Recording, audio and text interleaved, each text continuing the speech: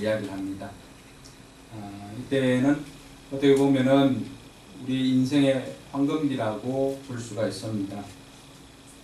우리 대부분의 장년 성도들이 이 서드 에이지에 거의 진입을 하고 있고 했는데, 이때를 잘 보내야만이 우리 마지막 포스 에이지를 잘 마무리할 수가 있습니다. 그랬을 때 어떤 거를 준비를 하면 좋을까? 어떻게 준비를 할까? 아직 여기에 도달하지 않은 분들은 좀 더 여러분의 단계에 최선을 다해 주시고, 여기에 도달한 분들이나 또 도달한 사람들은 한 2가지, 3가지로 이렇게 할 건데, 먼저는 육체적인 부분에 대해서 준비를 해야 됩니다. 아무리 좋은 것을 여러분들이 가지고 있어도 건강하지 않으면은 어떻게 할 방법이 없습니다. 그래서 이 건강을 영순위로 이렇게 해야 됩니다. 물론 나이 어린 친구들은 아직도 그러한 것들을 피부에 와닿지 않을 수 있는데, 서드 에이지에 진입한 사람들은 운동을 영순위로 두어야 합니다. 1순위가 아니죠. 영순위. 물어보면은 다 운동해야지 않으면, 운동해야 되는 것은 다 공감을 합니다. 근데 하는 사람은 거의 없습니다. 물어보면 바빠서 못한다고 해요. 바빠서. 근데 바빠도 병원 갈 시간은 있습니다. 예. 바빠서 병원 갈 시간도 내지를 못하는 사람이 병원 갈 시간들은 다 내고 합니다. 그래서 병원 갈 시간, 병원 가는 것처럼 우리가 운동을 영순위로 빼서 이렇게 해야 할 것입니다. 그러기 위해서는 식습관도 바꾸고 또 운동도 하고, 이렇게 해서 여러분의 건강을 좀 챙겨야 됩니다. 왜냐하면 여러분이 건강해야 교회가 건강하기 때문에 그렇습니다. 그래서 9월달부터 시작해서 헬스를 하시는 분들은 헬스를 하시고, 또 수영을 하는 분들은 수영을 하시고 해서 생각만 가지고 있지 말고 이제 행동으로 옮길 수 있길 바랍니다. 젊은 친구들이 지금부터 하면 훨씬 더 도움이 되겠죠. 네. 서드 에이지에 있는 분들은 근력 운동을 많이 해야 됩니다.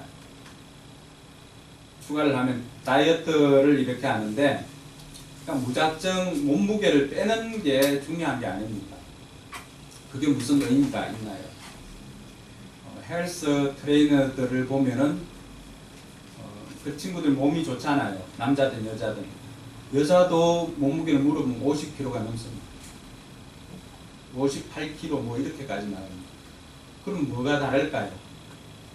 뺄 거는 빼고 채울 거는 채웠기 때문에 그렇습니다. 지방은 빼되 근육은 채우고.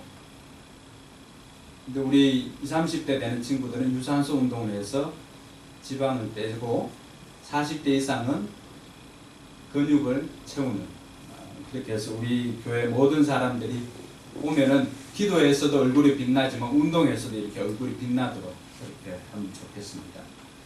그 사람에게 한번 그렇게 격려를 합시다. 운동합시다. 지금 해야 됩니다. 준비하지 않으면은 후회를 하기 때문에 반드시 준비를 하시기 바랍니다. 영순위로 제가 부탁을 드립니다.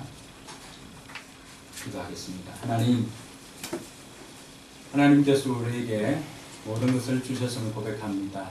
건강도 하나님께서 우리에게 맡겨주신 것이기에 우리가 선한 청지기로서 우리의 몸도 잘 관리할 수 있도록 인도하여 주시옵소서. 이 시간에 하나님께서 우리에게 귀한 물질을 주셨음을 우리가 우리 입술로 고백하고 우리 삶으로 반응을 하며 귀한 예물을 하나님 앞에 올려드립니다. 10의 1조와 감사 예물과 주일 예물을 하나님 앞에 올려드립니다. 하나님께서 기쁘게 받아 주옵시고 이 예물을 준비하기까지의 모든 수고와 눈물 기억하여 주셔서 우리 성도들이 이 물질의 테스트는 다 통과하여서 물질의 선한 부자들이 다 될 수 있도록 은혜 베풀어 주시옵소서.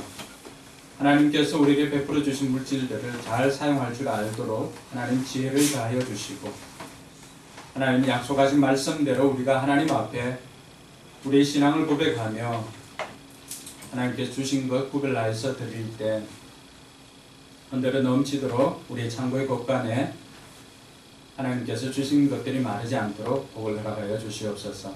하늘의 신령한 복과 땅의 기름진 복이 넘치게 하여 주시고 이 예물을 통해서 우리 교회가 영혼 구원하여 제자 삼는 일에 더욱더 헌신하며 최선을 다할 수 있도록 인도하여 주시옵소서. 감사드리며 거룩하신 예수님 이름으로 축복하며 기도드리옵나이다. 아멘.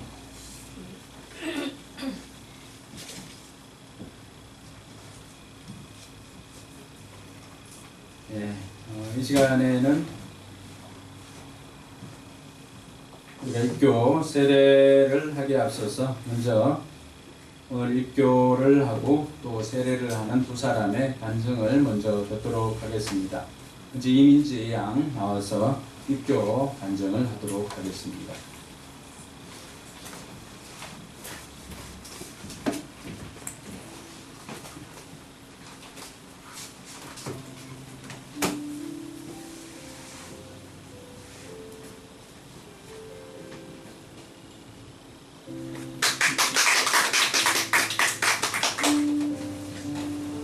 안녕하세요. 저는 이인지입니다. 저는 할머니, 할아버지와 엄마, 아빠의 신앙을 물려받아 행복하고 감사한 신앙생활을 하고 있었습니다. 예수님을 인격적으로 만나기 전에 저는 모태신앙으로서 부모님과 함께 계속 교회를 열심히 나가고 열심히 예배도 드리고 성경 공부도 열심히 하며 지냈습니다. 하지만 아직 예수님을 인격적으로 만나는 것이 무엇인지 잘 알지 못하였고 자세히 생각해보지 못한 부분이기도 했습니다. 또한 다른 간증하시는 분들이 예수님을 만나서 일어난 일들을 듣고 나한테도 저런 신기한 일들이 일어날까 하는 마음도 있었습니다. 그러다가 초등학교를 졸업하고 아직 중학교를 가기 전인 14살이 막 되었을 때 전도사님과 언니들과 함께 갔던 어린 캠프에서 예수님을 처음으로 인격적으로 만나 이전과는 다르게 무엇이든지 항상 감사하며 이전과는 달라지고 한층 더 성장해가는 저를 보게 되었습니다. 입교 교육을 받을 때 조금 힘들긴 했지만 성경 말씀에 대해 자세히 알게 되었고 예수님이 누구이신지 다시 한번 깨닫는 시간이 되었습니다. 또한 교회에서 지켜야 할 것들을 다시 배우면서 교회에 대해 더 많이 알게 되었습니다. 저는 앞으로 더욱더 예수님을 인격적으로 만나기 위해 열심히 기도하며 하나님의 자녀로서 예배에 집중하고 또 하나님께서 주신 제 비전을 찾기 위해 노력하고 하나님 안에서 더 성장하는 제가 되겠습니다. 지금까지 저를 인도해 주신 하나님께 감사드립니다.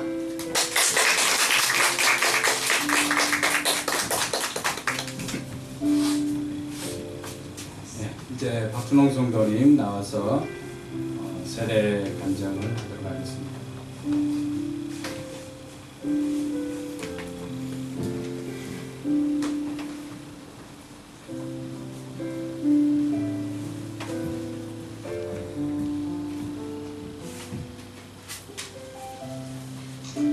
안녕하세요. 저는 베트남 목장 목원 박치홍입니다. 반갑습니다. 먼저 이 자리가 참 어색하고 어려운 자리이지만 용기를 내어서 나왔습니다. 다소 부족하더라도 이해해 주시면 감사하겠습니다.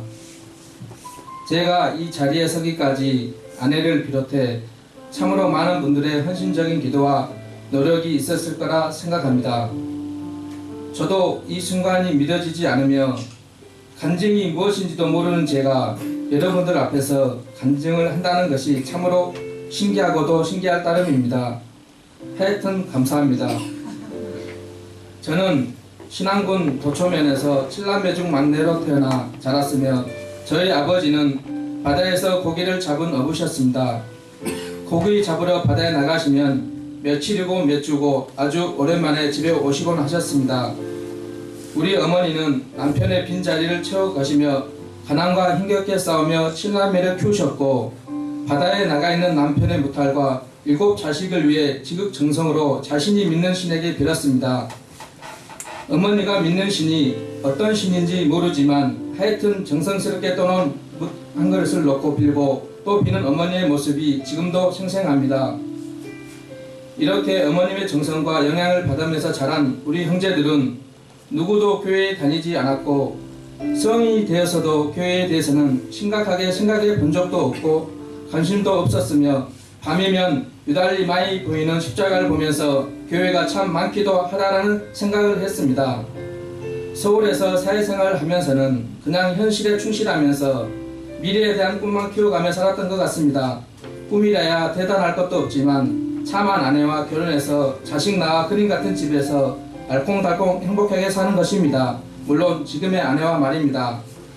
결혼 후 아내가 교회에 나갔지만 어떤 의미인지 알지 못했고 그냥 좋은 사람들과 좋은 관계를 맺으며 즐겁게 지내는 하나의 취미처럼 생각했기에 아내가 교회에 나가는 것을 긍정적으로 생각했습니다.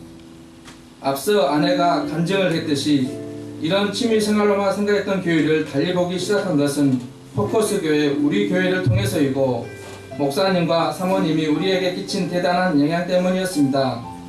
우리에게 가장 힘든 시기에 가장 큰 힘과 위로와 평안을 주신 두 분을 통해서 감사한 마음이 쌓이고 쌓여 결국에 교회와 예수님을 알게 하셨고 교회는 즐거운 취미생활이 아닌 섬김과 희생과 이웃에 대한 사랑이란 것을 조금씩 알게 되었습니다. 지금에 와서 보니 우리가 처음 발산동에서 가게를 시작하고 힘들었던 시간도 있었고 그때 교회를 만나고 뒤돌아 생각해 보니 이 모든 것이 우연이 아닐 거란 생각을 합니다.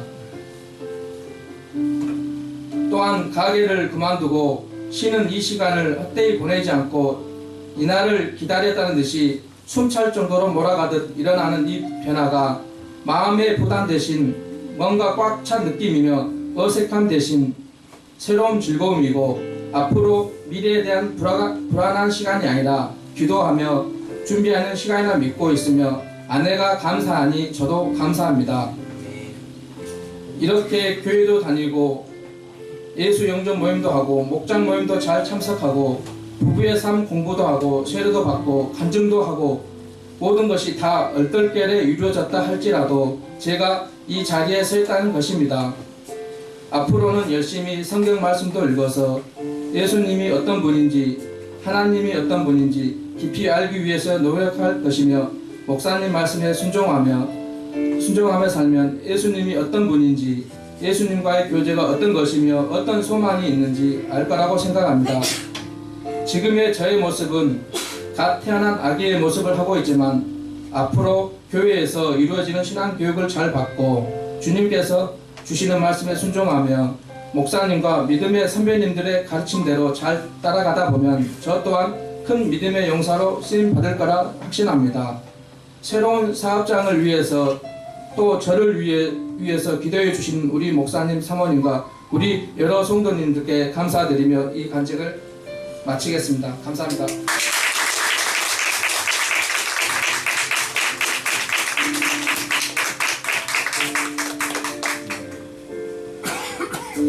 감사합니다. 제가 지금껏 들었던 간증 중에 최고였던 것 같습니다. 감사합니다. 이런 게 목회의 보람인 것 같습니다. 아무리 어려워도 힘든 시간을 보내도 한 생명이 주님 앞에 돌아와서 하나님의 자녀가 되는 이 순간이 목회의 모든 어려움들이나 이런 것들을 한 번에 날려보낼 수 있는 그런 청량제와 같은 것이라 생각되어집니다. 이제 두 사람 먼저 입교를 받는 이민지 양 서약을 하도록 하겠습니다. 네, 이민지 자리에 일어서 주시기 바랍니다.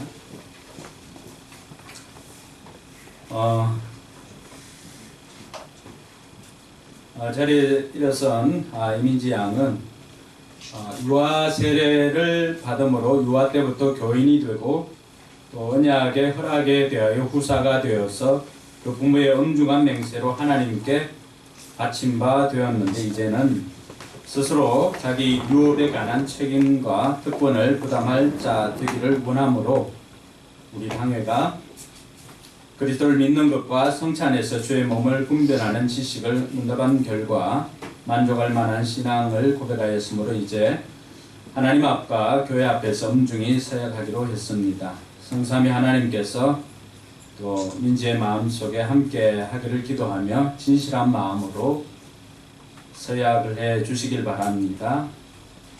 제가 물으면 예라고, 동의를 하면 예라고 큰 소리로 답을 해 주시기 바랍니다. 네, 오른손을 이렇게 들고 서약하겠습니다. 이민지 양은 유아 때 부모님들이 대신한 신앙 고백과 서약으로 세례를 받았는데 이제는 이민지 양이 장성하여 그 고백과 서약을 민지 양 자신의 것으로 삼고 성실히 지킬 것을 확실히 서약하십니까? 이민지 양은 하나님 앞에 스스로 죄인인 줄 알며 당연히 그 죄로 인하여 하나님의 진노를 받을 만하고 정죄를 받아 마땅하나 오직 하나님의 자비하심으로 구원에 이른 소망의 사람이 된 것을 분명히 인정하십니까? 이민지 양은 주 예수 그리스도께서 하나님의 아들 되심과 죄인이 구주 되시는 줄을 믿으며 복음에 말한 바와 같이 구원하실 이는 다만 예수뿐이신 줄 알고 예수님을 믿으며 예수님을 쫓고 예수님만을 의지하기로 확실히 서약하십니까? 이민지 양이 지금 성령의 은혜만 의지하고 그리스도를 쫓는 자가 되어 그대로 힘써 행할 뿐만 아니라 모든 죄를 버리며 그의 가르침과 생활에 모범을 따라 살기로 작정하십니까? 네, 마지막으로 묻겠습니다. 이민지 양이 교인으로서 의무와 권리를 옳게 행하고 교회의 관할과 치리에 복종하며 교회의 화평을 이루고 덕을 세우는 데 힘쓸 것을 서약하십니까? 네, 손을 내리시기 바랍니다. 예, 모든 물음에 예라고 답을 냈습니다. 이제 제가 기도하도록 하겠습니다. 사랑과 은혜가 풍성하신 하나님 아버지, 이 복설은 자녀에게 은혜를 주사 어렸을 때부터 그 어버이의 신앙 고백과 소원을 계승하여서 이제 자신의 신앙 고백으로 삼게 하시고 자신의 소원으로 하나님 앞에 약속할 수 있도록 인도해 주시니 감사를 드립니다. 사랑하는 딸이 하나님의 영화로운 나라에 이르기까지 그 신앙을 보존하게 하옵시고 하나님의 큰 영광을 위하여 거룩한 약속대로 하나님께 충성하는 신실한 일꾼 되게 하여 주시옵소서. 예수님 이름으로 기도드리옵나이다. 아멘. 네, 이제 공포하도록 하겠습니다. 이제 이민지 양이 하나님과 온 회중 앞에서 그 신앙을 따라 성실히 서약을 하였으므로 이민지 양은 대한예수교 장로의 포커스교회 입교인 된 것을 성부와 성자와 성령의 이름으로 공포하노라. 아멘. 아멘. 이제부터 이민지 양은 교회가 베푸는 성찬식에 참여할 것이며 주의 나라가 이 땅에 이를 때까지 더욱 충성하시기를 바랍니다. 네, 자리에 앉으시기 바랍니다. 축하는 이따가 세례식을 마치고 하도록 하겠습니다. 예, 박준홍 성도님 자리에 일단 일어서 주시기 바랍니다. 세례라고 하는 것은 우리를 그리스도에게 접붙이고 합하는 표요, 또 인정을 해주는 인치는 것입니다. 그래서 당회에는 세례를 받고 교회에 입교하기를 원하는 이들이 은혜 받는 일에 대한 경력과 믿음이 세례 받기에 적합하다고 보아서 세례 교인으로 세우고자 합니다.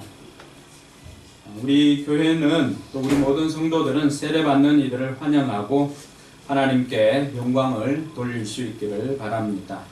그리고 세례 받는 이는 하나님 말씀에 순종하여서 교회의 법도를 지키고 섬기는 일을 귀중히 여기고 또 서로를 존중할 수 있도록 그렇게 협력할 수 있기를 바랍니다.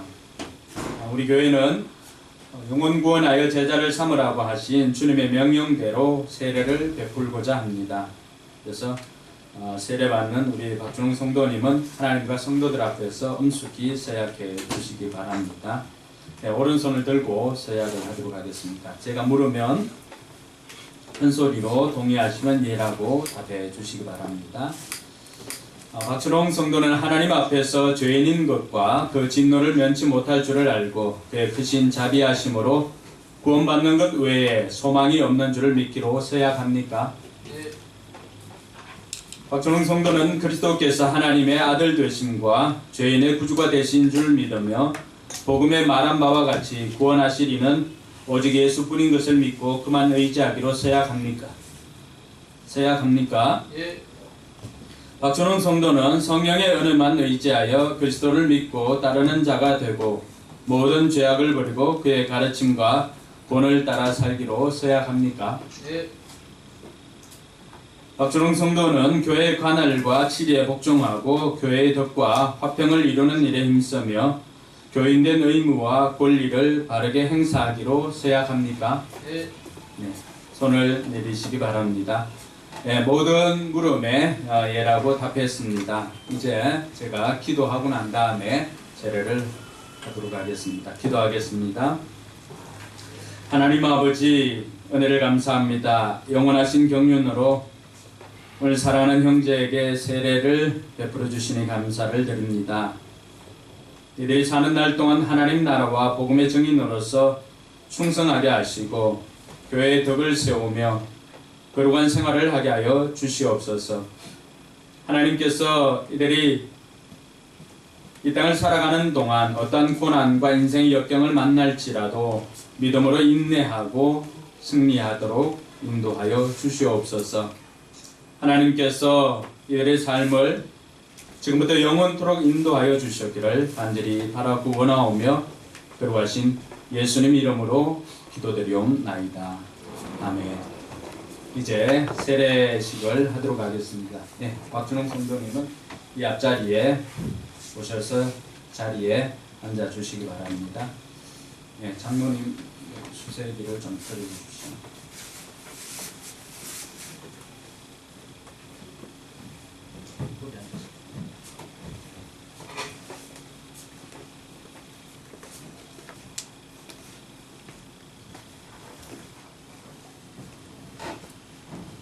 이제 세례를 하도록 하겠습니다. 이제 예수 그리스도를 믿어 하나님의 자녀가 된 박준홍 성도에게 내가 성부와 성자와 성령의 이름으로 세례를 주노라. 아멘.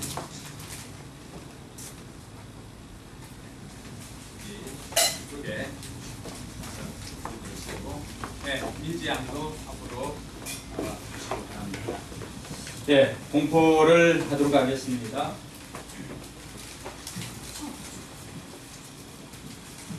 초를 이렇게 붙여가지고 거기 이렇게 하나 꽂으십시오. 네, 민지도.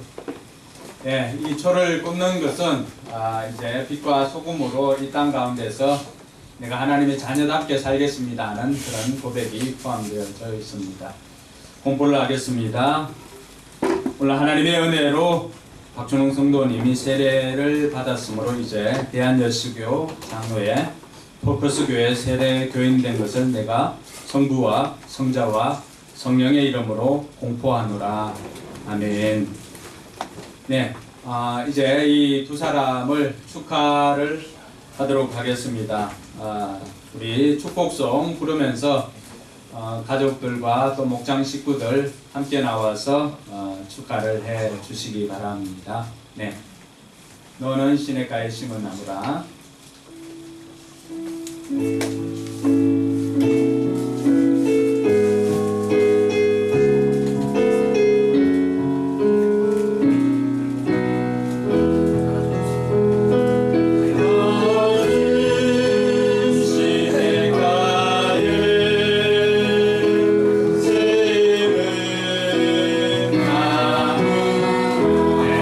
축하를 해주시기 바랍니다.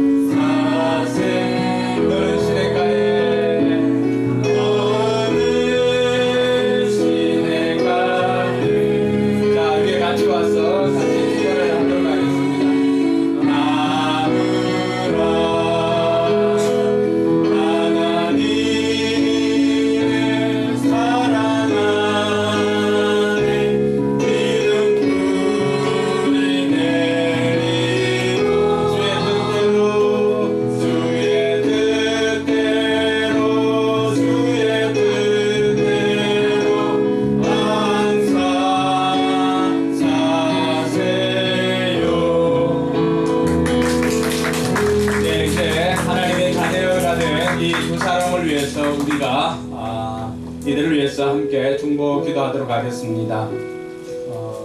이들의 손을 잡고 때로는 어깨에 손을 얹고 이들이 흥나는 세상을 이제는 하나님과 동행하며 하나님께서 주신 믿음으로 살아갈 수 있도록 이들을 위해서 이 시간 같이 한번 동성으로 중보하며 기도하도록 하겠습니다. 기도합니다. 하나님 아버지 은혜 감사합니다. 하나님께서 이들을 사랑해 주셔서 하나님의 자녀로 세워주시니 감사를 드립니다. 하나님께서 영광 받아주시기를 주여 간절히 바라고 원합니다.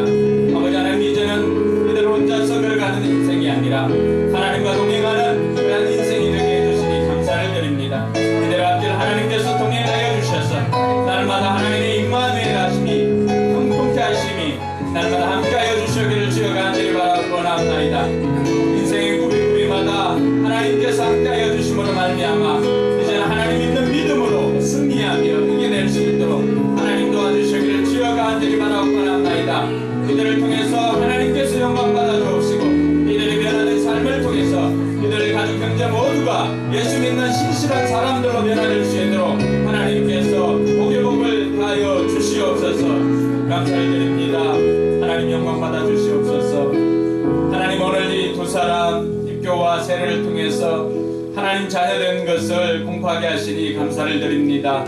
이제는 이들이 하나님과 동행하는 삶을 통하여서 삶 속에서 빛과 소금으로 살게 하여 주시고 수많은 사람들을 옳은 대로 인도하는 하늘의 별과 같은 인생을 살도록 역사하여 주시옵소서. 이들의 앞길에 어려움이 있다 할지라도 이제는 믿음으로 넉넉히 승리하도록 주님 도와주시고 이들과 함께 가정 모두가 하나님의 신실한 복된 가정 되어서 하나님께 영광 돌리는 복된 가정 되도록 주님 인도하여 주시옵소서. 감사를 드리며 걸어가신 예수님 이름으로 축복하며 기도드리옵나이다. 아멘. 네, 우리 박수로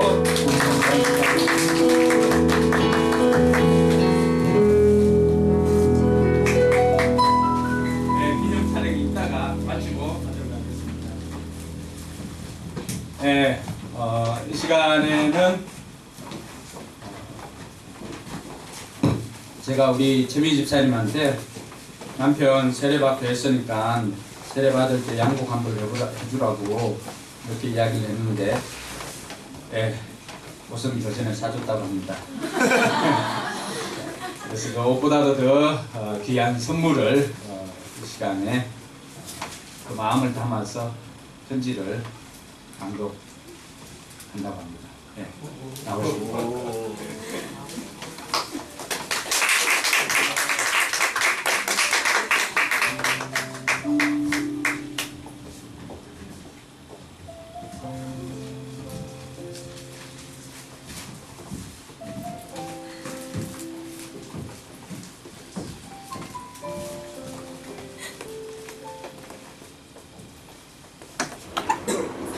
나의 배불때기님께 선선한 바람과 함께 참으로 행복하고 기분 좋은 날입니다. 오늘은 참으로 감사와 충만함이 우리 가정에 넘치는 날이기도 합니다. 이런 날이 오리라고 살아는 우리가 어찌 알 수 있었을까요? 참으로 가슴 벅차고 가슴 떨리고 한없는 감사가 넘칩니다. 항상 든든한 내 편이고 아이들의 든든한 울타리로 한결같이 변치 않는 당신이 있어 우리는 두려움 없이 세상으로 나아갑니다. 인생에 수많은 어려움이 닥쳐올지라도 가족이 있어서 우린 힘을 내고 이겨낼 수가 있습니다. 사랑하는 당신과 함께라면 어떤 역경도 헤쳐나갈 자신이 있습니다. 성령님이 우리의 앞날을 인도하실 것이며 우리 가정에 한없는 은혜와 축복을 당신을 통해 부어주실 것을 확신합니다. 여보 사랑하고 축복합니다.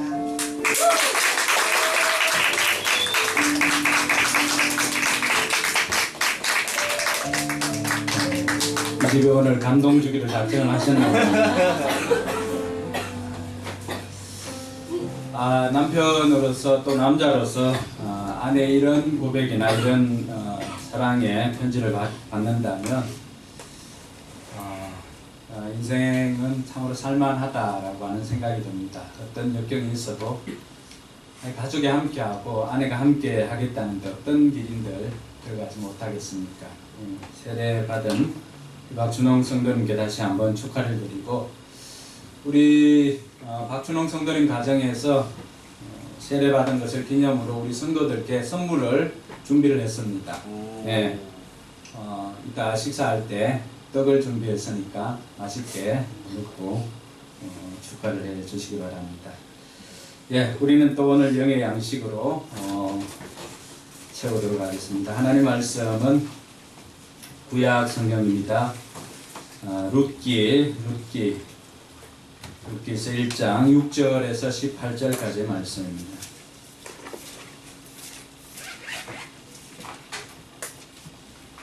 네, 불편하지 않으면 우리 자리에 일어나서 함께 말씀 보도록 하겠습니다.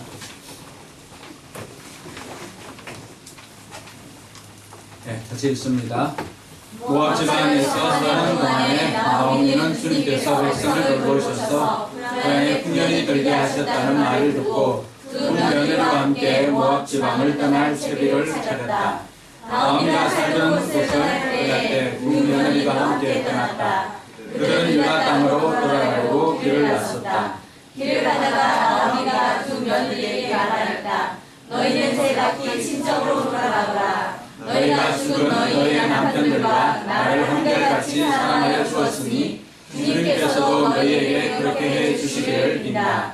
너희가 각각 새 남편을 만나 행복한 가정을 이루도록 주님께서 돌보아 주시기를 바란다. 나오미가 작별하고 그들에게 입을 맞추니 며느리들이 큰 소리로 울면서 말하였다. 아닙니다. 우리도 어머님과 함께 어머님의 곁에로 돌아가겠습니다. 그러나 나오미는 말했다. 돌아가 내 딸아, 어찌하여 나와 함께 가려고 하냐. 아직 내 뱃속에 아들들이 들어있어서 그들이 너희 남편이라도 될 수 있다는 말이냐. 돌아가 내 딸아, 제발 돌아가거라. 재혼을 하기에는 내가 너무 늙었다. 설령 나에게 어떤 희망이 있다거나 오늘 밤 내가 남편을 만나며 아들들을 낳게 된다거나 하더라도 너희가 그것들이 클 때까지 기다릴 셈이냐. 그때까지 재혼하지 않고 홀로를 지내겠다는 말이냐. 아싸, 내 딸아, 너희들 처지를 생각하니 내 마음이 너무나 괴롭구나. 주님께서 스스로 나를 치신 것이 분명하다. 그러자 나오미가 다시 타일렀다. 보아라, 내 동서는 저의 결례와 시대로 돌아갔다. 너도 내 동서의 길을 따라 돌아가라. 그들은 다시 한번 큰 소리로 울었다. 마침내 올바는 시어머니에게 입맞추면서 작별 인사를 드리고 떠났다. 그러나 룻은 오히려 시어머니 곁에 더 달라붙었다. 그러자 룻이 대답했다. 나도 어머님 곁을 떠나라거나 어머님을 뒤따르지 말고 돌아가라고는 강요하지 마십시오.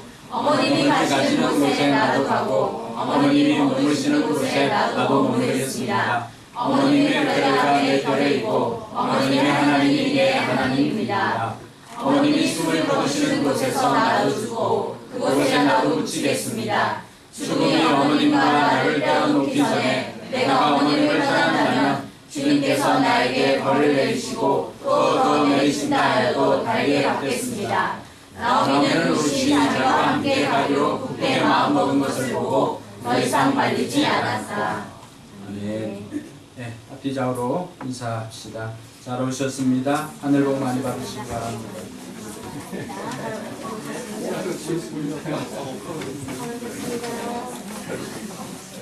우리 박정우 군도 잘 오셨습니다. 하늘 복 많이 받으시기 바랍니다.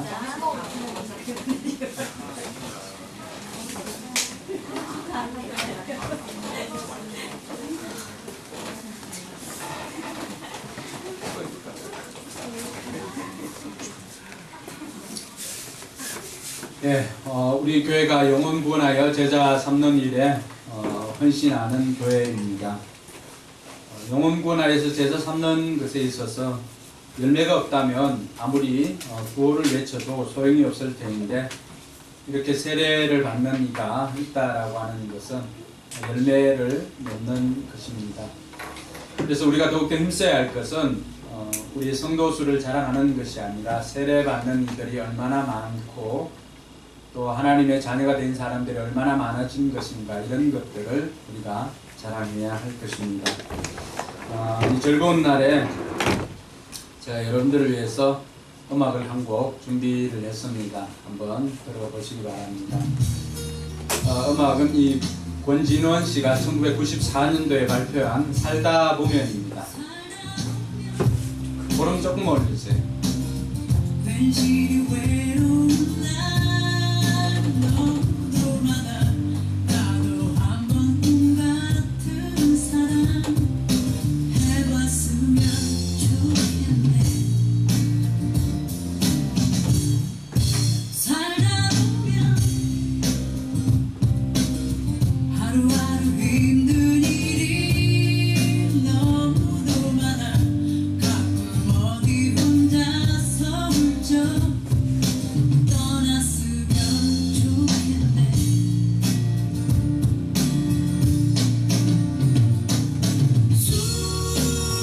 수많은 근심 걱정 멀리 던져버리고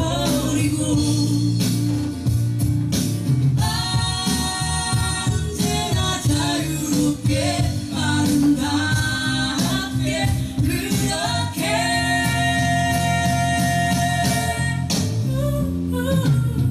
내일은 오늘보다 나으리란 꿈으로 살지만 오늘도 맘껏 행복했으면 그랬으면 좋겠네.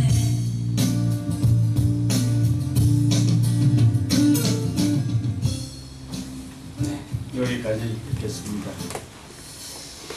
우리가 살다 보면 이 노래는 아시나요?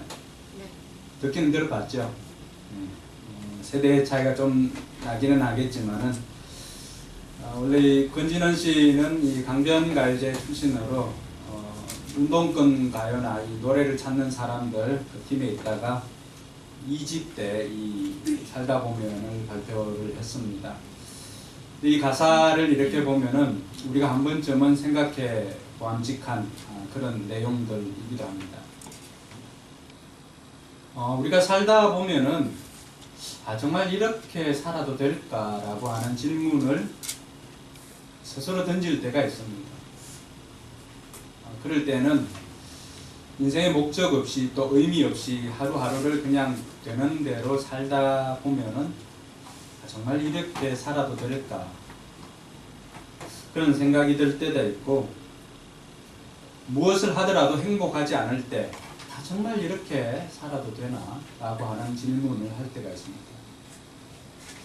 그리고 더 큰 경우에는 삶의 희망을 가지고 이렇게 살아가다가 일이 잘 풀리지 않고 또 삶의 희망이 사라질 때, 무릎에 힘이 풀리는 그 순간에도 우리는 이렇게 살아도 될까라고 하는 질문을 던지기도 합니다.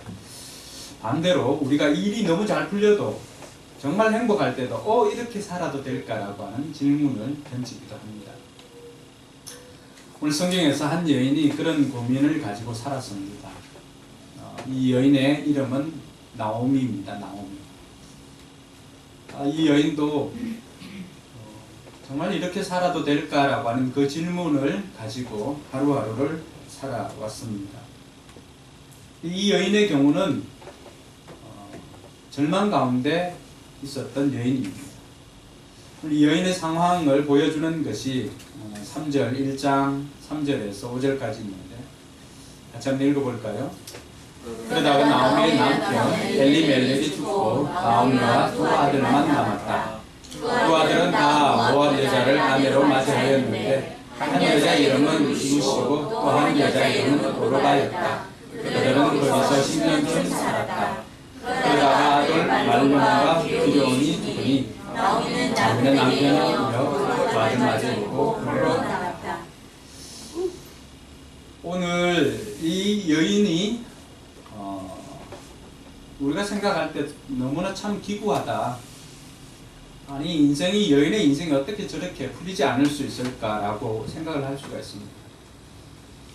살려고 들어갔던 땅에서 남편이 죽고 또 두 아들이 있었는데 두 아들을 바라보고 살 것 아닙니까?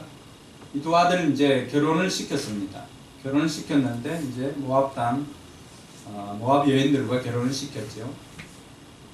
근데 이 아이들도 결혼을 하고 얼마 있지 않아서 이 아이들도 죽어버립니다. 집에 남자라고는 한 명도 있질 않는 그런 상황. 남편을 바라보고 지금까지 살아왔고, 남편이 죽자 아들을, 자식을 바라보고 살아왔던 그 인생이었습니다. 근데 어느 날 그 자식들마저도 죽어버리고 자기 편이라고 생각할 수 있는 사람이 아무도 남아있지 않는 그 상황. 그 상황에서 절망 가운데 혼자 남게 된 이 여인에게도 스스로 그 질문을 던집니다. 내가 이렇게 살아도 될까? 그 고민의 답을 찾기 전에 왜 이 여인에게는 이런 어려움이 있었을까? 그 원인을 우리가 좀 더 살펴보면 좋을 것 같습니다. 1장 1절에 보면은 어느 정도 힌트를 찾을 수가 있는데, 자, 이 여인이 살았던 때가 언제였습니까? 한번 읽어볼까요? 사사시대에 그 땅에 기근이 든 일이 있었다. 그때 유다 베들레헴 태생의 한 남자가 모압 지방으로 가서 임시로 살려고 아내와 두 아들을 데리고 길을 떠났다. 자, 시간적인 배경이 언제예요? 사사시대예요. 사사시대의 특징이 뭐죠? 이스라엘에 왕이 없으므로 각기 자기 소견에 옳은 대로 행하였다. 이게 사사시대의 주제입니다. 우리가 지난번까지 계속해서 사사들의 삶을 이렇게 살펴보면서 그들의 공통점이 뭐였습니까? 나중에 갈수록 삼손에게 갔을 때 정체성을 잃어버린 사사, 그리고 새벽에 이렇게 살펴보았을 때 정체성을 잃어버린 지파, 또 제사장, 그 하나님 나라의 제사를 돕는 레위인, 이들 모두가 다 타락의 길로 갔습니다. 근데 이들의 삶은 다 자기가 누구인가를 알지 못했기 때문에 이런 일들이 생겼습니다. 그래서 사사기는 이스라엘에 왕이 없으므로 각기 자기 소견에 옳은 대로 행하였더라라고 하는 그 문장으로 끝을 맺습니다. 그리고 이어지는 룻기. 이 룻기 처음 시작할 때 성경 기자는 사사 시대에 일어난 일들을 우리에게 한 번 더 소개하고 있습니다. 지난번까지는 사사 또 뭐 지파, 제사장, 레위인이었다면 이제는 그 시대에 살았던 사람들은, 성도는 어떻게 살았을까라고 하는 부분을 우리에게 설명을 해줍니다. 이 이야기는 오늘 우리가 공감할 수 있는 부분이에요. 우리도 너무나 타락한 사사시대와 다르지 않는 시대를 지금 살아가고 있습니다. 이럴 때 한 명이 성도로서, 한 명이 신자로서 나는 어떻게 살 것인가, 이들을 보면서 교훈을 얻는 시간 되기를 주님의 이름으로 축복합니다. 그러니까 이 사사시대라고 했기 때문에 이들이 영적인 상태가 어떻다는 것은 우리가 익히 알고 있습니다. 그 영적인 상태로 말미암아서 생기게 된 결과는 땅의 기근이었습니다. 미디안이 쳐들어왔을 때 여러분 기드온의 상황을 이렇게 생각해 보면 알 수가 있습니다. 기드온 상황에 뭐 씨를 뿌리러 가면 어떻게 합니까? 미디안이 쳐들어와서 다 가지고 갑니다. 작은 것이라도 다 가지고 갑니다. 오죽하면은 이 기드온이 포도주 젖틀에서 이 밀을 타작하고 하는, 숨어서 몰래 하는 이런 일들이 생깁니다. 얼마나 그 땅이 기근이 심했다는 것을 알 수가 있습니다. 그러니까 하나님을 떠난 백성들에게서 생겼던 하나님의 심판이라고 우리는 볼 수가 있습니다. 때로는 우리 삶 가운데 이런 곤고함이 올 수가 있습니다. 자, 이럴 때 신자들은 어떤 선택을 해야 될 것인가? 오늘 그때에 성경은 우리로 하여금 유대 땅 베들레헴으로 우리를 인도합니다. 여러분, 유대 땅 베들레헴 하면 생각나는 게 뭐가 있습니까? 인물이 생각납니까? 베들레헴 누구의 고향이죠? 예수님. 네. 자, 유대 땅 베들레헴 태생 중에 엘리멜렉이라고 하는 한 사람을 소개합니다. 근데 이어져 나오는 문장은 우리의 생각을 조금 다르게 만듭니다. 유대 땅 베들레헴 태생의 한 남자가 모압 지방으로 가서 임시로 살려고 하였다. 그래서 가족들을 데리고 떠났다라고 이야기합니다. 가장을 집중해야 됩니다. 내가 집에 가장이라고 생각하는 사람은 오늘 집중하여 들으십시오. 임시로 살려고 떠난 거예요. 자, 유대 땅 베들레헴과 모압은 어떻게 보면은 모압은 그때 당시 이방, 그러니까 우리가 흔히 이야기하는 세상과 다르지 않습니다.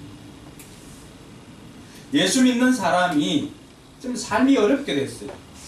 온 나라가 힘들고 어렵게 살아가는데 이때 먹고 살려고 하나님의 땅을 떠나서 세상으로 가족들을 데리고 떠났더라, 이렇게 해석합니다. 그러니까 이 사람들이 내가 하나님의 선민, 택한 백성이라고 하는 그 생각을 일반 신자들도 망각하고 있어야 할 자리를 지키지 않고 해야 할 일을 하지 않고 어떻게 합니까? 우선 먹고 살려고 가지 말아야 할 곳을 가고, 우선 먹고 살려고 하지 말아야 할 것을 하고, 우선 먹고 살려고 해서는 안 될 것, 먹지 말아야 할 것들을 먹으면서 살아가더라 라고 이야기를 하는 거죠. 내가 당장에 먹고 살기 위해서 내가 신앙을 버리고 세상 방식으로 살아간다면 우리 역시도 이 엘리멜렉의 가정과 다르지 않습니다. 오늘 리더의 삶, 즉 가정의 가장의 선택이 얼마나 중요한 것인가를 보여줍니다. 그 선택으로 인해서 가족들 모두가 얼마나 많은 고통을 당하는지를 우리가 이 일들을 통해서 살펴봐야 합니다.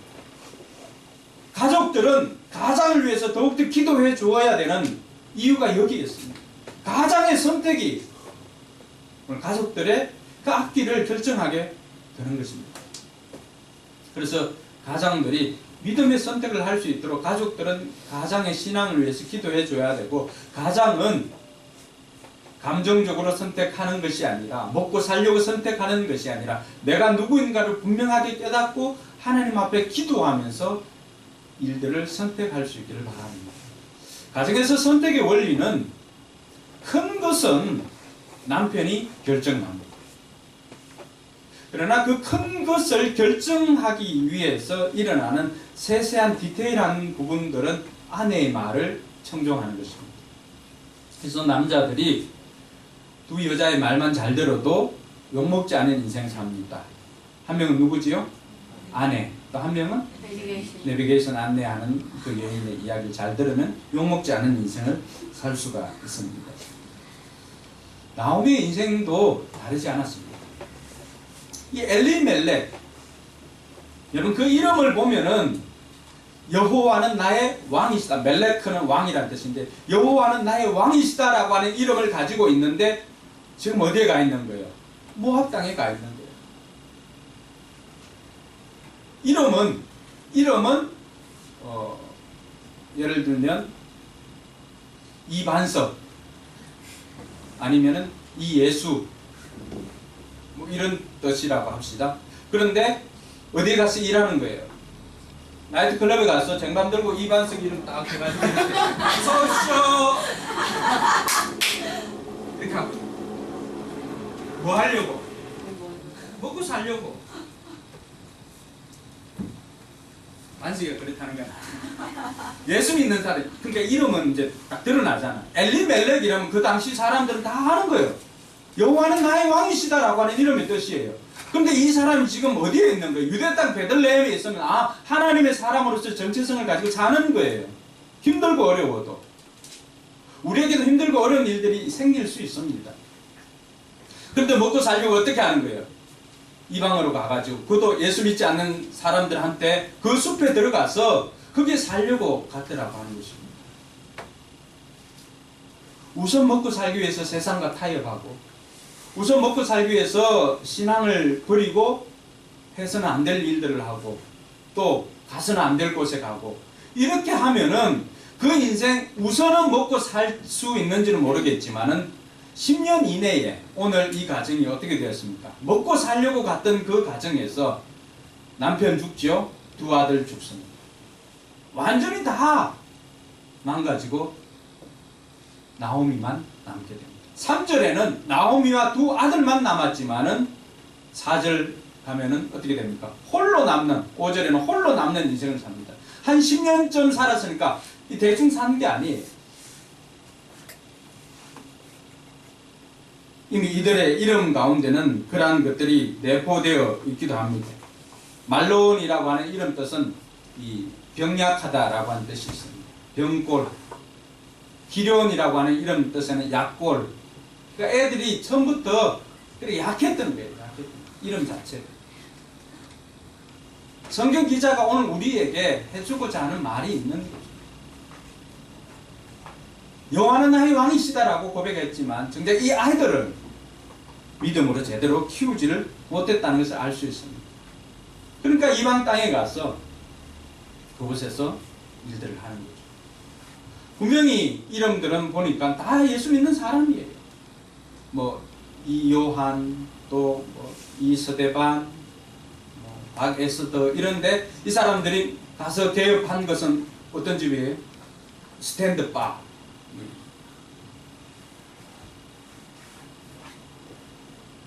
한날은 제가 이제 교구 신방을 가는데 노래방을 하는 집사님이 있었는데 거기에 가서는 어떻게 축복 기도를 해줘야 되나 하는 그런 생각이 들어요. 그래서 빨리 물론 뭐 믿는 사람들이 노래방도 할 수 있겠지만 그냥 건전한 노래방은 필요도 하지요. 그래서 빨리 돈 벌면은 좀 건전한 것으로 마음에 부담이 없는 것을 내가 목사가 가서 마음껏 축복해 줄 수 있는 그런 직장으로 바꾸라고, 사업장을 바꾸라고 그렇게 권면한 적이 있습니다. 자, 이렇게 살다 보니까 인생이 너무나 절망적인 거예요. 10년을 살았는데 금방 죽지 않습니다. 금방 망하지 않습니다. 서서히 망합니다. 개구리를 이 뜨거운 물에 넣으면 금방 튀지만은 찬물부터 불을 떼서 이렇게 하면 어떻습니까? 헤엄치다가 죽어가죠. 죽어가는 줄도 모르고. 혹시라도 지금 세상 속에서 개구리처럼 이렇게 헤엄치고 세상 속을 기웃거리고 세상에 있는 성도가 있다면 속히 뛰쳐나올 수 있기를 바랍니다. 그 절망적인 상황에서 우리가 질문을 던져야 합니다. 따라합시다. 내가 이렇게 살아도 될까? 네. 그렇게 고민하고 있던 어느 날 이 여인에게 좋은 소식이 들려옵니다. 그래서 우리는 그것을 복음이라고 그렇게 이야기를 합니다. 복음이는 잘했겠죠. 자, 이렇게 살고 있는 그 여인에게 6절에 보니까 어떤 소식이 들려왔습니까? 6절 같이 한번 읽도록 하겠습니다. 모압 지방에서 사는 동안에 나오미는 주님께서 백성을 돌보셔서 고향에 풍년이 들게 하셨다는 말을 듣고 두 며느리와 함께 모압 지방을 떠날 처리를 차렸다. 그렇게 고민하고 있던 이 여인이 어느 날 소문이 들려왔습니다. 고향 유대 땅 베들레헴에 풍년이 되었다는 소식을 듣게 됩니다. 이 여인에게 있어서는 너무나 기쁜 소식, 복음이죠. 많은 사람들이 이 복음을 듣게 됩니다. 주일날에 와서 좋은 이야기를 듣습니다. 생명의 말씀을 듣습니다. 중요한 것은 듣고 그치는 경우가 많습니다. 이 먹은 것이 양분으로 가려면 그것을 가지고 좀 반응을 하고 행동을 해야 되는데, 제가 제일 속상할 때가 큰맘 먹고 집사람에게 맛있는 거 사줬는데 돌아오자마자 배 아프다고 설사할 때 정말 속상하더라고요.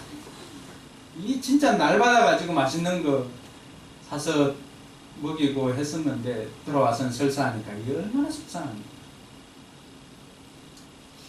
우리가 하나님의 말씀을 듣고 그 말씀대로 살지 못하고 그 나가는 순간에 영적 설사를 하게 됩니다. 뭐냐 하면은 말씀대로 살지를 않습니다. 이 나오미에게서 찾을 수 있는 것은 말씀을 듣고 그가 반응을 하고 행동으로 옮겼다는 사실입니다. 그리고는 이 여인은 이제 그 땅을, 이방 땅을 떠나서 내가 고향 땅으로 내가 있어야 할 곳으로 돌아가야 되겠다고 결단만 한 것이 아니라 행동으로 옮겼습니다. 그런데 걸림돌이 있습니다. 바로 두 자부입니다. 두 자부들은 보면 이 사람들이 뭐 18에 시집 왔어도 몇 살이 됐겠습니까? 이제 20대 초반 아니겠습니까? 그러니까 얼마든지 재혼을 해도 살 수가 있습니다. 근데 이때 당시 이제 이스라엘 법에는 집에 지금 대가 다 끊긴 거잖아요. 형님이 돌아가면은 동생이 형수와 결혼을 해서 자식을 낳으면 그 아이 이름을 형님 이름으로 형님 자식으로 이렇게 호적에 올려줍니다. 형사 치수제도라고 해서. 그리고 그 사람마저도 없다면은 이 막내까지도 기다려야 됩니다.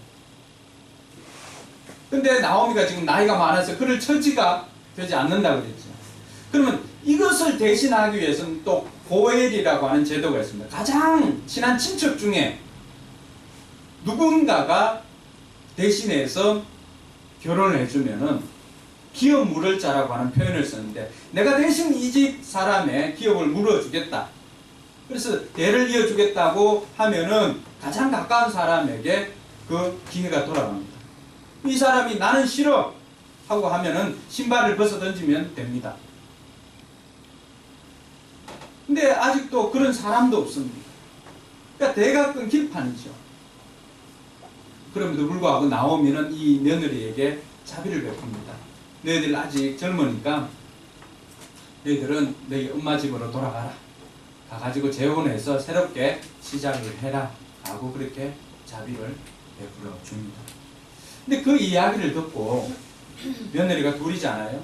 오르바와 룻인데 오르바는 처음에는 이들도 다 크게 울고 그럴 수는 없습니다. 떨어질 수는 없습니다. 이렇게 하다가 나중에 오르바는 이제 나는 엄마 집으로 돌아가겠습니다 하고 울고는 돌아갑니다.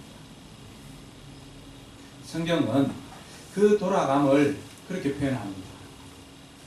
이 오르바가 자기 어머니 집에 갔지만 그의 백성과 그의 신에게로 돌아갔더라. 자기가 믿는 신에게로 돌아가는 거죠. 근데 이 룻은 어떻게 했냐 그러면 룻은 어머니 그런 소리 하지 마세요. 어머니의 하나님이 나의 하나님이고 어머님이 가시는 곳에 나도 가고 어머님이 머무르는 곳에 나도 있겠습니다. 어머님의 하나님이 나의 하나님입니다. 라고 하는 고백을 하고 이 룻은 엄마를 더 바짝 따라붙고는 같이 행동을 하게 됩니다. 나오미가 비록 이방 땅에 있었지만 그는 신앙으로 하는 것들을 보여주었습니다. 그렇게 하다 보니까 오르바는 떠났지만은 이 룻은 시어머니의 그 모습을 보고 시어머니의 하나님을 쫓기로 결단을 한 것입니다. 우리 인생에 있어서 이런 선택의 시간들이 언제나 옵니다. 그럴 때 여러분의 선택의 기준이 하나님이 될 수 있기를 주님의 이름으로 축원합니다. 자, 그러면 이렇게 살아도 될까라고 했을 때 우리가 그럼 어떻게 살아야 할까? 이라는 것들을 오늘 잠시 묵상하고 마치고자 합니다. 첫 번째는 생명의 말씀을 들어야 합니다. 오늘 6절에도 이 나오미에게 이런 변화가 생긴 것은 다른 것 아니죠. 모압 지방에 사는 동안에 나오미가 주님께서 백성들을 돌보시고 고향에 풍년이 들게 하셨다는 말을 어떻게 했다는 거예요? 듣고 여러분들이 나는 어떻게 살아야 할까라고 했을 때 그 첫 번째 질문의 답은 생명의 말씀을 들어야 삽니다. 할렐루야.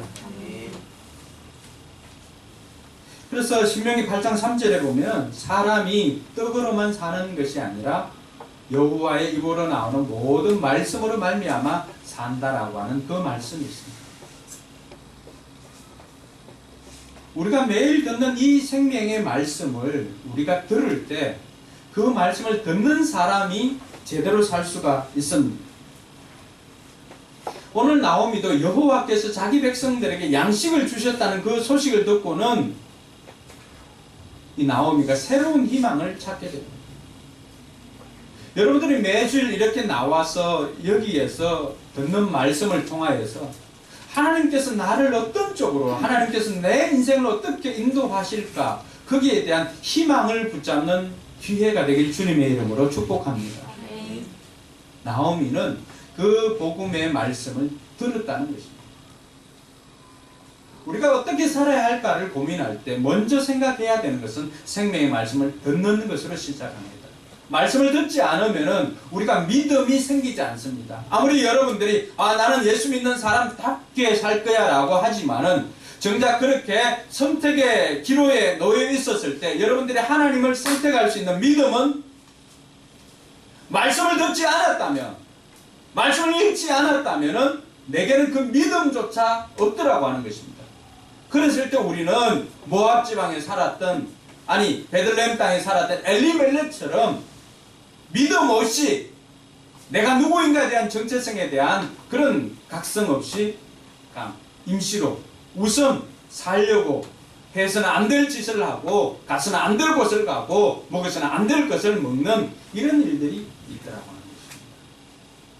그러므로 저와 여러분들이 먼저 생각해야 할 것은 하나님의 말씀을 듣고 읽음으로 말미암아서 우리의 말씀 속에 우리의 믿음이 자라나야 된다라고 하는 것입니다. 그래야만이 저와 여러분들이 살아갈 수가 있습니다.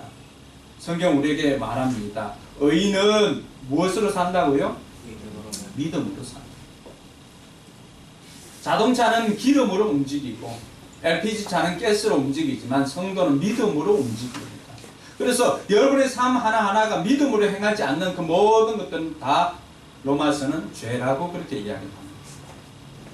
그러므로 저와 여러분들이 먼저 생각할 것은 하나님의 말씀을 들음으로 시작하는 저와 여러분들 되기를 주님의 이름으로 축원합니다. 둘째로는 생명의 길로 돌아서는 것입니다. 오늘 이 나오미가 그 말씀을 듣고만 가만히 있었다면 아무 일도 생기지 않았을 것입니다. 마시멜로 이야기에 보면은 이 나뭇잎에 개구리 3마리인가 이렇게 앉아있다가 저 물에 뛰어들면 시원하겠다 하고 우리 저 물에 뛰어들자 하고 하나 둘 셋 하고 탁 뜁니다. 나뭇잎에 몇 마리가 남아있을까요? 3마리 그대로 남아있습니다. 아무도 뛰어내리진 않습니다. 뛰어내리면 좋겠다 하고 이렇게 생각만 하고 그냥 그 자리에 있습니다. 아무런 변화가 생기지 않습니다. 오늘 나오미에게서 우리가 찾을 수 있는 것은 7절에 보면 이 나오미는 행동하는 사람이죠. 같이 읽습니다. 나오미가 살던 곳을 떠날 때 두 며느리들도 함께 떠났다. 그들은 유다 땅으로 돌아가고 길을 걷었다. 이 말씀을 듣고 두 며느리와 함께 일어나서 돌아오려고 하고 7절에 보면 있던 곳에서 나왔다 그렇게 말합니다. 우리가 이 길이 아니라고 한다면 여기가 내가 있어야 할 자리가 아니고 이것이 내가 해야 할 일이 아니고 이것이 내가 먹어야 할 것이 아니라고 한다면 생각만 이렇게 살아서는 안 되는데 생각만 해서는 안 된다는 거예요. 그걸 행동으로 옮겨야 됩니다. 돌아서야 됩니다. 이걸 다른 말로 하면 회개라고 그렇게 이야기합니다. 회개는 내가 이렇게 살아서는 안 된다라고 하면서 그 자리에서 그냥 우는 것이 회개가 아닙니다. 그거는 후회입니다. 후회와 회개는 다릅니다. 후회는 생각만으로 눈물을 흘린 것이지만 회개는 생각한 것을 행동으로 옮겨서 그 자리에서 돌아서는 것입니다. 일어나 나오는 것입니다. 나오미는 비록 남편의 엘리멜렉의 선택으로 그곳에 갔지만 이제는 더 이상 이렇게 살아서는 안 되겠다 생각하고는 자신은 여기에 있을 백성이 아니라 하나님의 보호를 받는 하나님의 백성이기 때문에 하나님의 땅으로 돌아가야 되겠다는 생각을 하고는 길을 떠날 채비를 하고 미련 없이 그곳을 떠납니다. 그러면 그 다음 인생 누가 책임져 줄까요? 자기 멋대로 살려고 했던 그 모압으로 떠났던 삶은 자기네들이 책임져 보지만 아무것도 할 수 있는 게 없어요. 그러나 내가 믿음으로 결단하고 하나님 뜻대로 살겠습니다 라고 결단하고 발을 디디는 순간 그 인생은 누가 책임질까요? 하나님 책임져. 할렐루야. 그게 요단을 건널 때 믿음입니다. 이스라엘 백성들이 애굽에서 나올 때 처음에는 겁먹을까 싶어서 어떻게 합니까? 홍해를 갈라놓고 건너라고 합니다. 물론 모세는 조바심이 나지. 요단은 어떻게 합니까? 물이 흐르는데도 그걸 밟고 들어가라고 합니다. 그때는 물이 넘칠 때입니다.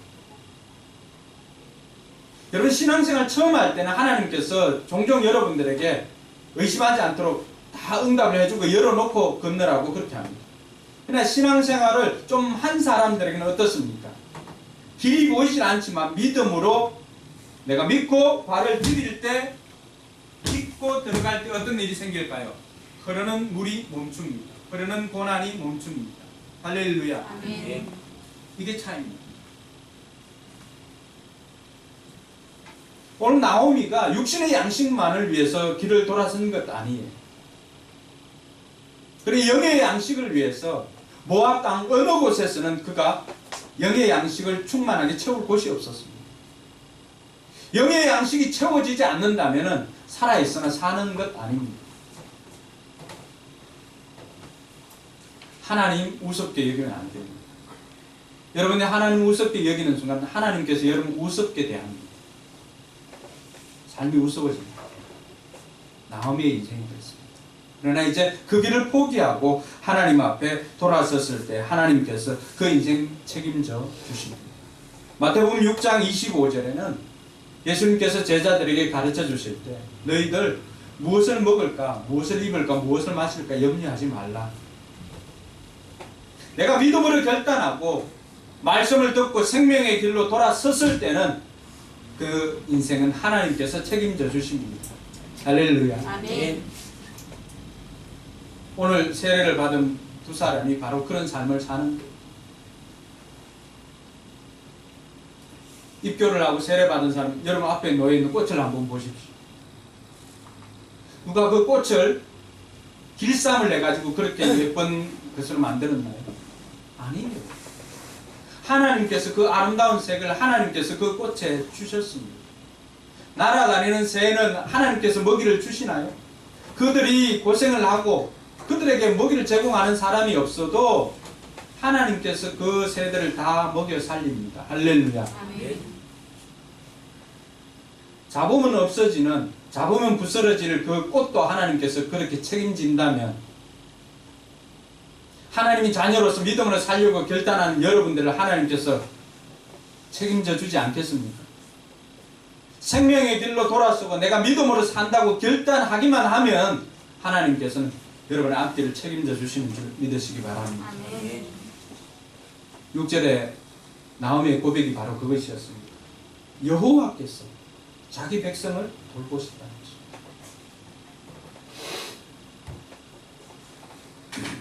기근 중에 있는 백성을 돌보셨던 하나님께서 오늘 저와 여러분들을 돌보시는 줄 믿으시기 바랍니다. 아멘. 마지막으로 살펴볼 것은 믿음의 동력자와 함께하는 것입니다. 나오미가 그 길을 떠날 때에도 사람들을 다 돌려보냈습니다. 오르바와 룻을 돌려보냈지만 그러나 오르바는 떠났지만 룻만은 나오미와 함께하겠다고 하였습니다. 혼자 가면은 훨씬 더 빨리 갈 수가 있습니다. 그러나 더디지만 같이 가면은 멀리 갈 수가 있습니다. 어떻게 보면 우리 인생은 영원까지 가야 되는 인생입니다. 혼자 가기엔 너무나 먼 길이기도 합니다.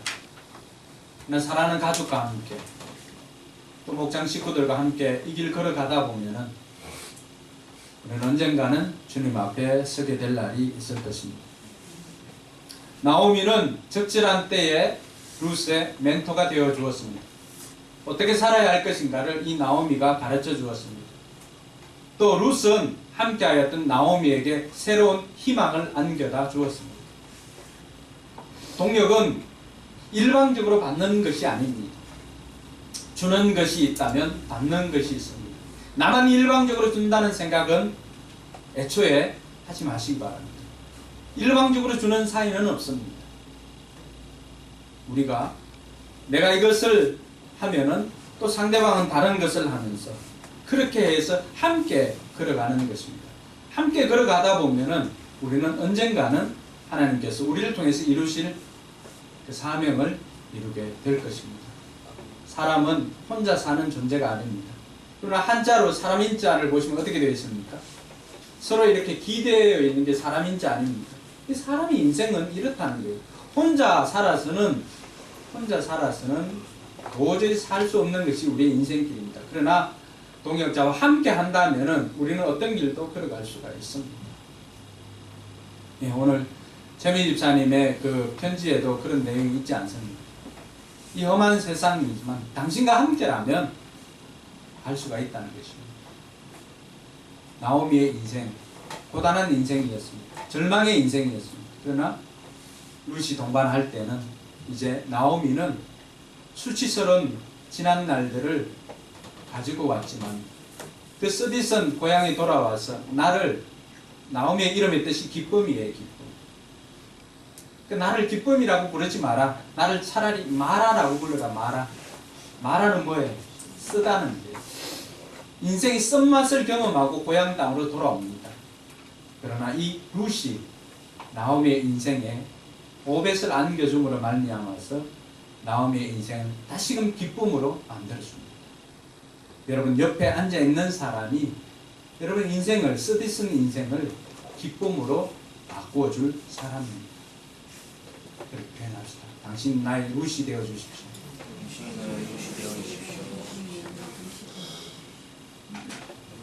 더 놀라운 것은 이 두 여인 나오미와 룻의 헌신으로 말미암아서 예수님께서 이 땅에 오는 족보를 남기게 됩니다. 예수님은 다윗의 후손으로 왔는데 다윗의 할머니가 바로 이 룻이 됩니다. 룻이 낳은 아이가 오벳, 오벳이 낳은 아이가 이세, 이세가 낳은 아이가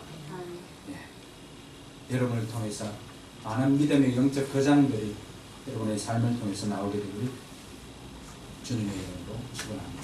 기도하겠습니다.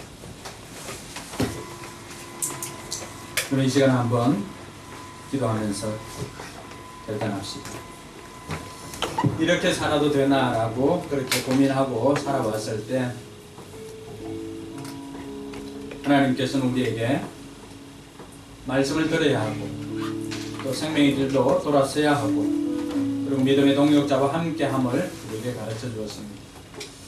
이제 여러분들이 믿음의 동역자와 함께 길 걸어갈 수 있도록 결단하고 말씀대로 살아가도록 결단하는 시간이 되길 바랍니다. 기도하겠습니다.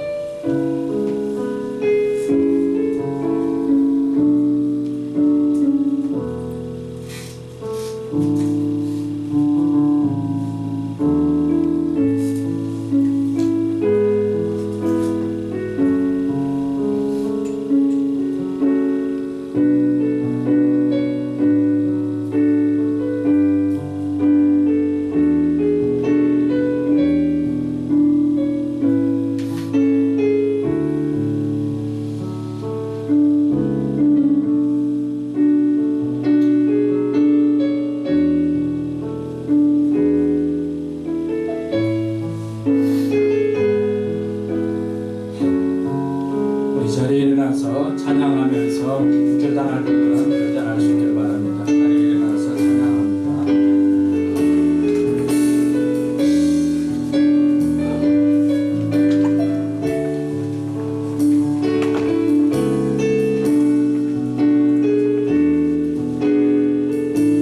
주여 우린 연약합니다. 주여 우린 연약합니다. 오늘은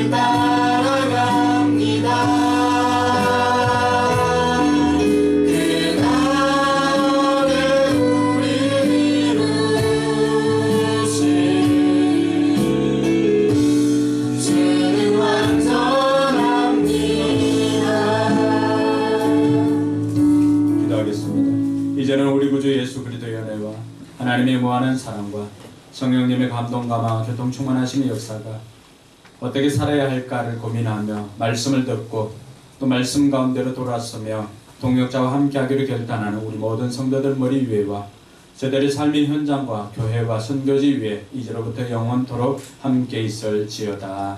아멘.